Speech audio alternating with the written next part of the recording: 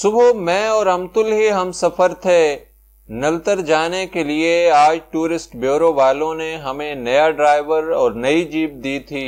دریائے ہنزا کا پل عبور کرنے سے پہلے ہم بائیں ہاتھ مڑ گئے۔ اب دریائے ہنزا ہمارے دائیں ہاتھ خاصی گہرائی میں بہہ رہا تھا۔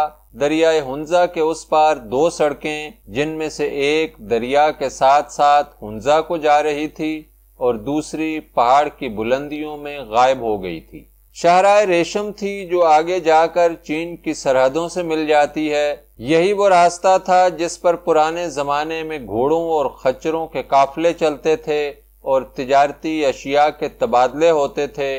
اب یہ کھلی سڑک بن گئی ہے جس پر جیپیں اور ٹرک چلتے ہیں اور نئے چین کے لوگ آتے جاتے ہیں۔ کچھ دیر بعد ہم خبتل اور نومل پہنچ گئے۔ یہاں وادی پھیل گئی تھی اور باغات کی کثرت تھی۔ اس گاؤں میں پولو گراؤنڈ بھی تھا۔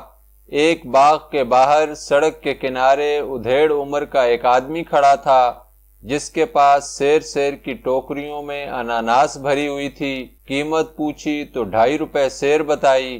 ہم نے حیرت سے ایک دوسرے کی طرف دیکھا کیونکہ پنجاب میں یہ پھل 14-15 روپیہ سیر بکتا ہے۔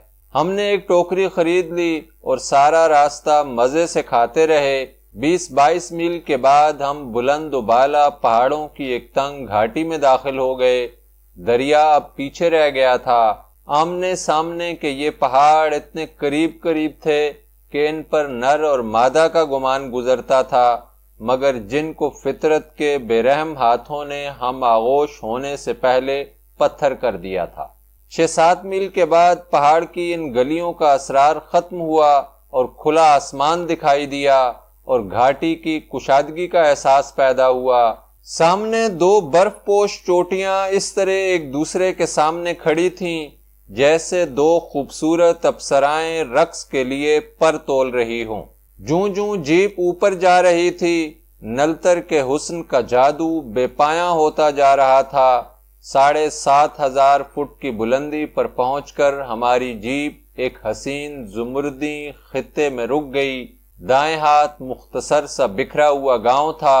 اس گاؤں کے گھروں کا فاصلہ ایک دوسرے سے 60-70 گز سے کم نہیں تھا اور اس سے ہٹ کر بلند و بالا پہاڑوں کے لامتناہی سلسلے تھے۔ بائیں ہاتھ چھوٹی سی گھاٹی کے اس پار ڈھلوان سبززار پر ایک خوبصورت ریسٹ ہاؤس تھا۔ ریسٹ ہاؤس سے 3-4 فرلانگ پر پاکستان ایئر فورس کا کیمپ تھا۔ بائیں ہاتھ پہاڑ کے دامن میں PAF کا سکیٹنگ جھولا تھا۔ سردیوں میں جب یہ سارا علاقہ برف سے ڈھک جاتا ہے تو پاکستان ایئر فورس کے پائلٹ سکیٹنگ کی تربیت کے لیے یہاں آتے ہیں۔ موسم گرما میں یہ کیمپ خالی رہتا ہے۔ دونوں چوٹیاں تقریباً 100 گز تک برف سے ڈھکی ہوئی تھیں۔ اس کے بعد دامنے کوہ تک چیڑ اور دیار کا جنگل پھیلا ہوا تھا۔ سبز اور نرم گھاس کا قدرتی قالین پوری گھاٹی کو محیط کیے ہوئے تھا اور اس پر لوٹ پوٹ ہونے کو جی چاہتا تھا۔ ریسٹ ہاؤس کے نوجوان چوکیدار نے ہمیں خوش آمدید کہا۔ لان میں ایک یورپین جوڑا بیٹھا تھا جنہوں نے آنکھوں ہی آنکھوں میں وش کیا۔ ایل کی شکل کے ریسٹ ہاؤس میں 2 کمرے تھے۔ ایک کمرہ یورپین جوڑے کے پاس تھا، دوسرا کمرہ چوکیدار نے ہمارے لیے کھول دیا۔ اس پر 2 بیڈ لگے ہوئے تھے۔ امتل کو نلتر بہت پسند آیا۔ چائے بن گئی تو ہم لان میں یورپین جوڑے کے پاس بیٹھ گئے۔ یہ دونوں ڈچ تھے۔ انہیں نلتر اس قدر پسند آیا تھا کہ گزشتہ 15 دن سے یہیں برا جمان تھے۔ لڑکی کی عمر 19-20 سے زیادہ نہیں تھی، نوجوان کی عمر بھی یہی 25-26 سال کے لگ بھگ ہوگی۔ مرد کے مقابلے میں لڑکی نہایت نازک اندام اور البیلی تھی۔ معلوم ہوا کہ گو وہ چوٹی تک نہیں پہنچ سکے مگر برفوں تک ہو آئے ہیں۔ پروگرام کے مطابق ہمیں آج ہی گلگت واپس جانا تھا کیونکہ ابھی دن بہت پڑا تھا اور فاصلہ صرف 34 میل تھا، لیکن یہ جگہ ایسی پرفضا اور حسین تھی کہ ٹھہرنے کو دل مچل رہا تھا، مگر میں اپنے طور پر امتل سے اس خواہش کا اظہار اس لیے نہیں کر سکتا تھا کہ ہم دونوں کے سونے کے لیے کمرہ ایک تھا۔ چائے کے بعد ڈچ جوڑا ہمیں PAF کیمپ لے گیا جہاں پی ایف والوں نے رام چکور اور مرغ زرنی پال رکھے تھے۔ رام چکور عام چکور سے قدرے بڑا ہوتا ہے اور اس علاقے میں عام پایا جاتا ہے۔ وہیں ہم نے سبز سنہری رنگ کا مرغ زرنی دیکھا جو صرف برفانی علاقوں کا پرندہ ہے۔ ریسٹ ہاؤس واپس آئے تو چوکیدار نے پوچھا، صاحب اگر آپ نے رات یہاں ٹھہرنا ہے تو کھانے کا انتظام کروں؟ امتل نے جھٹ میری طرف دیکھا۔ میں نے ہنس کر کہا، بہتر ہے واپس چلے جائیں، ایک کمرے میں شاید آپ میرے ساتھ رات گزارنا پسند نہ کریں۔ کیا مطلب؟ امتل بھڑک اٹھی، کیا میں آپ کو بتا نہیں چکی کہ آپ میرا کچھ نہیں بگاڑ سکتے؟ میں نے کبھی آپ کی تردید نہیں کی۔ ٹھیک ہے۔ اس نے چوکیدار کی طرف دیکھا۔ چوکیدار، ہم ٹھہریں گے۔ چوکیدار سلام کر کے چلا گیا۔ ڈچ جوڑا جو ہماری باتوں کو تو نہ سمجھ سکا، لیکن امتل کے بولنے کا انداز ان سے مخفی نہ رہ سکا۔ لڑکی نے ہنس کر امتل سے کہا، ہمیں یہاں 15 دن ہو گئے ہیں، لیکن یہ ایسی خوبصورت جگہ ہے کہ ابھی تک تلخی کی نوبت نہیں آئی۔ امتل ہنس پڑی۔ دراصل میں پندار نفس کی ماری ہوئی لڑکی ہوں اور شاید یہی میری بدقسمتی ہے۔ غلطی وسیم صاحب کی نہیں، میری ہے۔ ایسے کھلے دل سے اعتراف تو معافی سے بھی زیادہ قابل عزت ہے۔ آپ لوگ موت کے وقت اعتراف کرتے ہیں، میں موت کا انتظار نہیں کر سکتی۔ یہ تو بہت خوبصورت بات ہے، ڈچ نوجوان بولا، مگر تلخی کی وجہ بھی تو معلوم ہو۔ امتل چپ ہو گئی۔ میں نے کہا، وجہ یہ ہے کہ ہم مشرقی لوگ ہیں، ایک کمرے میں رات گزارنا معیوب سمجھتے ہیں، کیونکہ ہم میاں بیوی نہیں، محض دوست ہیں۔ ہم بھی تو محض دوست ہیں، مگر 6 ماہ سے میاں بیوی کی طرح رہ رہے ہیں۔ امتل نے چونک کر میری طرف دیکھا۔ میں نے ہنس کر کہا، آپ ڈی ایچ لارنس کو پڑھنے والے لوگوں میں سے ہیں اور فطرت کی برتری کو تسلیم کرتے ہیں، مگر ہمارے ہاں ابھی فطرت اور اقدار کی جنگ ختم نہیں ہوئی۔ آپ کیا چاہتے ہیں؟ نوجوان نے دلچسپی لیتے ہوئے پوچھا۔ آپ کس کی جیت پسند کریں گے، فطرت کی یا اقدار کی؟ اگر بات فیشن کی ہو تو پھر آپ کی بات سچی ہے، لیکن فطرت کو زیر کرنا ہی اصل جیت ہوتی ہے۔ فطرت کو زیر کرنا کیا فطرت کشی کے مترادف نہیں ہوگا؟ یعنی آپ پسند کرتے ہیں کہ ایک مرد جب چاہے جس عورت کا چاہے بوسہ لے لے، کیونکہ یہ عین اس کی فطرت کے مطابق ہوتا ہے؟ اس میں حرج بھی کیا ہے؟ یہ حیوانی سطح کی اپروچ ہے۔ وہ لوگ جو اپنی بہنوں کا احترام کرتے ہیں دوسری عورتوں سے بھی انسانی سطح پر ملنا پسند کریں گے۔ مگر محترم، جنسی احتیاج بھی تو انسانی فطرت ہے۔ کیا جنسی احتیاج پر قدغن معاشرے میں گھٹن کا باعث نہ ہوگی؟ قدغن کون لگاتا ہے؟ جنسی احتیاج پر ہر مذہب اور ہر تہذیب نے میاں بیوی کا رشتہ تسلیم کیا ہے، مگر یک طرفہ ٹریفک کے کیا معنی کہ جو مرد چاہے وہی فطرت ہے؟ اس سلسلے میں اصل کردار تو عورت کا ہے۔ عورت کب یہ پسند کرے گی کہ ہر سال ہونے والے بچے کا باپ مختلف آدمی ہو؟ کون ایسے بچوں کا والی وارث ہوگا اور کس طرح کے معاشرے میں ایسے بچے پروان چڑھیں گے؟ یہ جو آپ کی دوست ہیں، میں ان سے پوچھتا ہوں کہ بحیثیت ایک عورت کیا وہ اپنے بچے کی ماں اور باپ دونوں کا کردار ادا کر سکتی ہیں؟ لڑکی ہنسنے لگی۔ نوجوان بولا، آپ چونکا دینے والی باتیں کرتے ہیں۔ آپ چونکنا چاہیں تو اس کا کیا علاج؟ ورنہ بوسے میں اشتراک تو لینن کے نزدیک بھی گھناؤنا فعل ہے۔ وہ جو ذاتی ملکیت کو رد کرتے ہیں، محبوبہ کو ذاتی حیثیت دیتے ہیں اور عورت کے معاملے میں فطرت پسندی کو گردن زدنی قرار دیتے ہیں، ان کی مثال نہ دیجیے۔ نوجوان بیزاری سے بولا، لینن کے معاشرے کا انسان 100 سال تک بالکل حیوان بن جائے گا، اس کے تمام جذبے دھیرے دھیرے ختم ہو جائیں گے، بس صرف چارہ کھانے کی حس باقی رہ جائے گی۔ امتل مسکرائی۔ میں نے اسے کہا، چلو آپ کے دل میں انسان کے حیوان بننے کا خوف تو موجود ہے، اس کا مطلب ہے آپ تہذیب اور سماج کو مانتے ہیں اور زندگی کی ذمہ دارانہ سطح کو تسلیم کرتے ہیں۔ ہاں، میں اسے ضروری سمجھتا ہوں۔ تو پھر فطرت پسندی کا فیشن بے معنی ہے، کیونکہ اس لڑکی کی گود میں بچہ ڈال کر آپ اسے نظر انداز نہیں کر سکتے۔ تہذیب آپ کو اس کی اجازت نہیں دیتی کہ باسی مال کو فٹ پاتھ پر پھیلا دیں اور تازہ مال کی تلاش میں آگے نکل جائیں۔ کیوں خاتون، اس طرح کی فطرت آپ کی حفاظت کر سکے گی؟ نہیں، ہرگز نہیں، لڑکی چمک کر بولی۔ یہ فطرت کے خلاف ہے کہ میں اکیلی رہ جاؤں، مجھے ایک ساتھی کی ضرورت ہے کہ یہی فطرت ہے۔ تو پھر آپ کی دوستی کی یہ آخری رات ہے، کل اپنے ساتھی کو گلگت لے جائیے اور کسی پادری کے سامنے دوزانو ہو جائیے، کیونکہ یہ سفر زیادہ رومانٹک نہیں ہوگا لیکن محفوظ ضرور ہوگا۔ لڑکی کی آنکھوں کے گوشے سمٹ گئے تھے اور ان میں سوچ کی لو ابھر آئی تھی۔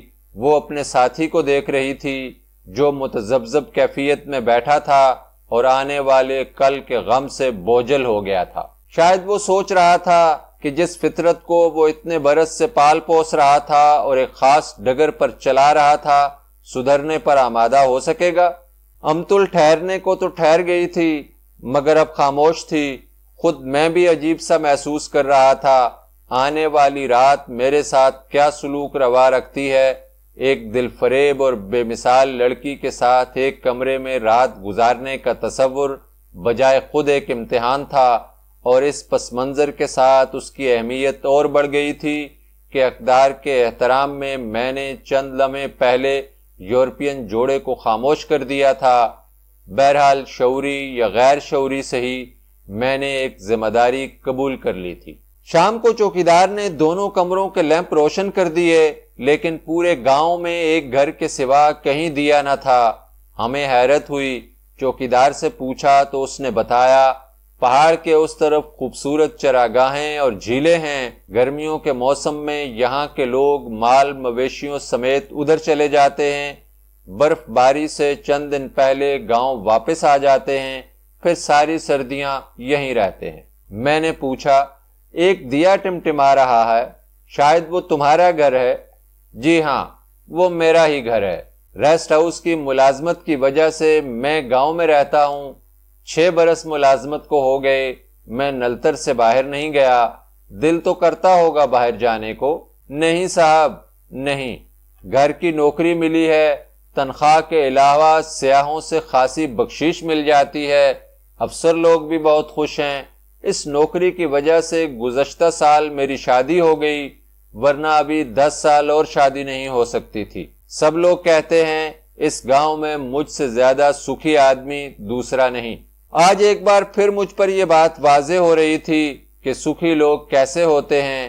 امتل جو چوکیدار کو جاتا ہوا دیکھ رہی تھی بولی، دراصل دکھ سکھ کے پیمانے ہر آدمی کے اپنے ہوتے ہیں۔ یہی وجہ ہے کہ ہر آدمی اپنے ڈھنگ سے جیتا ہے، اپنے ڈھنگ سے خوشی حاصل کرتا ہے اور اپنے پیمانے پر دکھوں سے دوچار ہوتا ہے۔ ہم لاکھ جتن کریں، کڑتے رہیں، اپنے احساسات دوسروں پر نہیں لاد سکتے۔ جس طرح اربوں انسانوں کی ہنسی ایک دوسرے سے مختلف ہوتی ہے، اسی طرح دکھ سکھ کے پیمانے بھی مختلف ہوتے ہیں۔ یہی نہیں، انسان وقتی طور پر قائل ہوتا ہے مگر جلد ہی اپنی اصلیت کی طرف لوٹ جاتا ہے۔ تازہ ہوا کا جھونکا اسے چند ساعتوں کے لیے فرحت پہنچاتا ہے، مگر اس کی اصل خوشی یہی ہے کہ اپنے دڑبے میں بند رہے۔ تقریباً 9 بجے چوکیدار کھانا لایا۔ اس نے ڈچ جوڑے کے لیے مرغی روسٹ کی تھی، ہمارے لیے مسالے میں بھون کر لایا تھا۔ مرغی نہایت لذیذ تھی۔ امتل نے اس سے کہا، آپ کے مہمان اس لیے یہاں 15 دن ٹھہرتے ہیں کہ آپ اتنا لذیذ کھانا کھلاتے ہیں۔ چوکیدار خوش ہو کر بولا، بی بی جی، اس اچھے کھانے کی وجہ سے مجھے ریسٹ ہاؤس میں نوکری ملی ہے، سینکڑوں ہزاروں سیاحوں سے واسطہ پڑتا رہتا ہے، خدا کے فضل سے آج تک کوئی مہمان ناراض واپس نہیں گیا۔ بعض نے تو مجھے شکریہ کے خط لکھے ہیں اور کچھ لوگوں نے اپنی تصویریں بھیجی ہیں، اور کچھ ایسے بھی تھے جنہوں نے یہاں میری تصویریں کھینچی تھیں اور پھر گھر پہنچ کر بھیج دی تھیں۔ یہ باہر کے لوگ عجیب ہوتے ہیں، مجھ جیسے غریب آدمی کو بھی نہیں بھولتے۔ کسی اجنبی کا خط ملتا ہوگا تو آپ کو بہت خوشی ہوتی ہوگی؟ ہاں بی بی جی، یاد تازہ ہو جاتی ہے، دیر تک ان کی شکلیں سامنے آتی رہتی ہیں اور دل محبت سے بھر جاتا ہے۔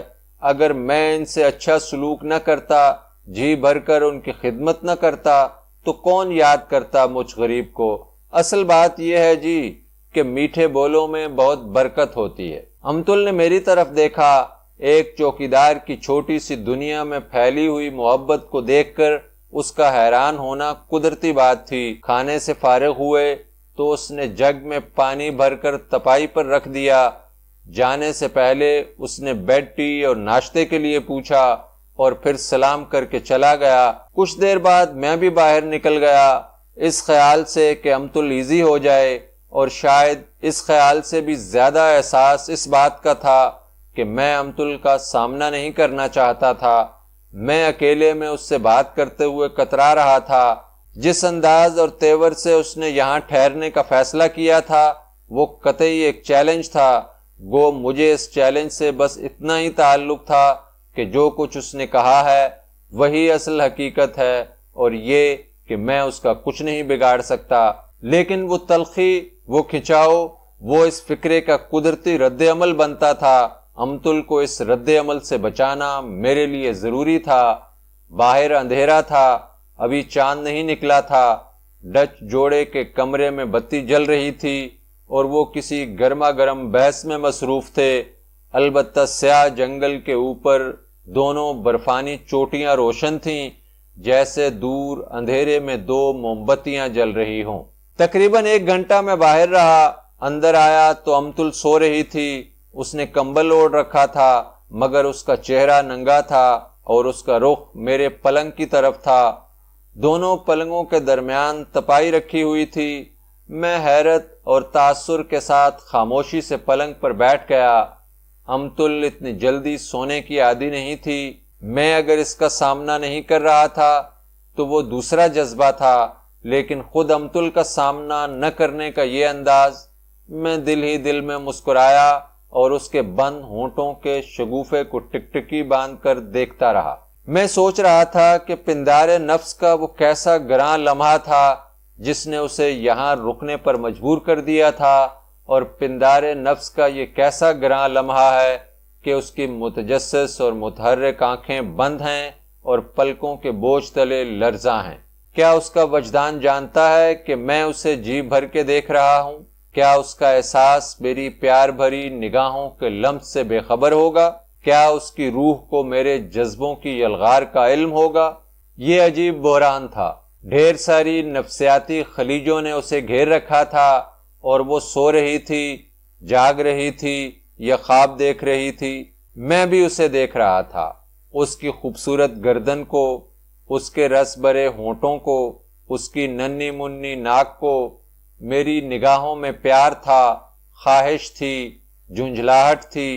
نہ جانے کتنی دیر میں اسی عالم میں بیٹھا اسے دیکھتا رہا۔ کتنے طویل سفر طے ہوئے، کتنے خواب دیکھے، کتنے خواب ٹوٹے۔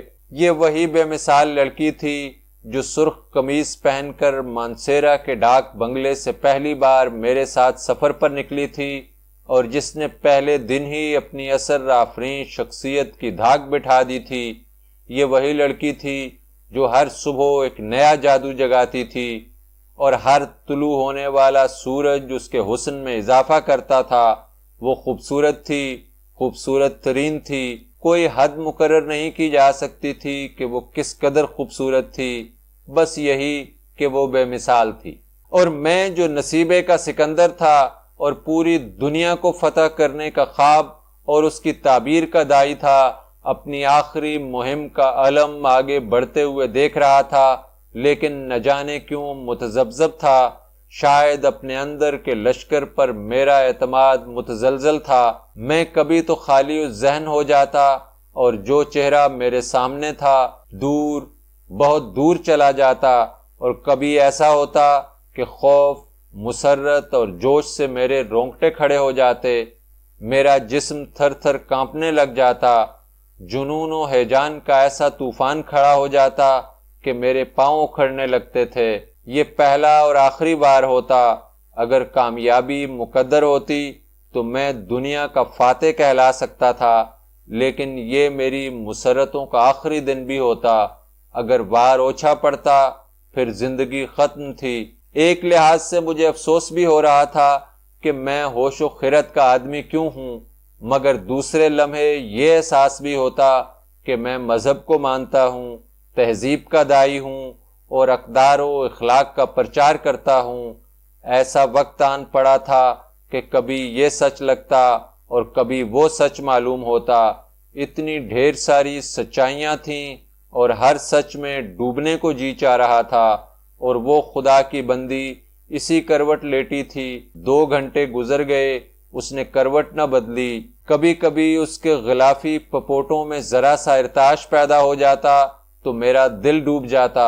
میں خوفزدہ ہو جاتا کہ کہیں وہ آنکھ نہ کھول دے اور مجھے اس کیفیت میں نہ دیکھ لے۔ ایک بار اس کے سرخ انگور کی طرح رس بھرے ہونٹوں میں لرزش سی ہوئی، لیکن وہاں کوئی بھنورا نہیں تھا کہ کلی پر بیٹھتا۔ ہاں، میری نگاہوں کی کرنیں تھیں جو اس کے پپوٹوں اور ہونٹوں کو چھو رہی تھیں اور وہ گدگدی محسوس کر رہی تھی۔ یہ بالکل نئی کیفیت تھی جو 2 دھاری تلوار کی طرح طرفہ ضربیں لگا رہی تھی۔ کروڑوں میں ایک بار شاید زندگی ایسا موقع فراہم کرتی ہے کہ سب کچھ انسان پر نچھاور ہو جائے، مگر تشنہ لبی ہی اس کا مقدر ہو۔ یہ وہی لڑکی تھی جو اسکردو کے سفر میں میرے کاندھے پر سر رکھ کر سوتی رہی تھی، لیکن آج اس کی انگلی کی ایک پور بھی چھونے کی ہمت کھو بیٹھا تھا۔ یہ اقدار کی کشمکش تھی یا میری فطرت کی کمزوری تھی، یا اس کے چیلنج کا خوف تھا، یا یہ کہ ہمارے رویوں میں بے ساختہ پن نہ رہا تھا۔ جو پیار محبت کے فطری ماحول کی تسکین کا باعث بنتا ہے، شاید وہ خواہش جو لاشعور میں ہوتی ہے شعور تک پہنچتی ہے تو اس کی شکل و صورت بدل جاتی ہے اور اس پر ملمہ کاری ہو جاتی ہے اور نغمگی رخصت ہو جاتی ہے۔ ٹھیک ہے، زندگی کی مقصدیت سے انکار نہیں کرنا چاہیے، لیکن زندگی کا ہر لمحہ محض مقصدیت کے لیے وقف بھی نہیں ہونا چاہیے، کیونکہ جس طرح کام کرنا ضروری ہوتا ہے اسی طرح سونا بھی ضروری ہوتا ہے، اور بالکل ویسے ہی رومانویت بھی ضروری ہوتی ہے۔ حصے جمال کا خون کر کے شاید زندگی کے دوسرے مقاصد بھی ادھورے رہ جاتے ہیں۔ سوئی ہوئی امتل نے میرے سینے میں عجیب سا تلاطم برپا کر رکھا تھا، اور میں کچھ اس نتیجے پر پہنچ رہا تھا کہ عورت صرف عورت ہوتی ہے اور اس کی شان یہی ہے کہ وہ عورت رہے۔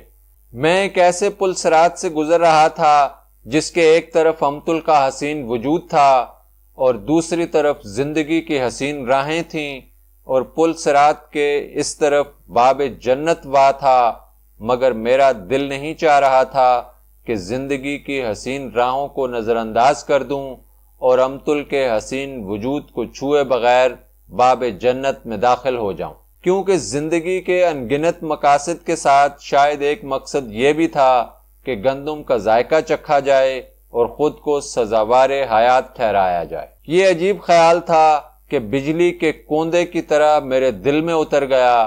میں نے محسوس کیا کہ میں کچھ طاقتور ہو گیا ہوں اور مجھے کسی ایسی وارفتگی نے اپنے سحر میں لے لیا ہے کہ بظاہر کانپ رہا ہوں، لیکن روح میں عجیب ہلچل مچی ہے، اور وہ جوش و امنگ کا یہ عالم ہے کہ پہاڑ سے بھی ٹکر لینے کو تیار ہوں۔ یہی وہ لمحہ تھا کہ میں تیزی سے اٹھا اور سب کچھ بھول کر اس کے خوبصورت ہونٹوں پر اپنے ہونٹ رکھ دیے۔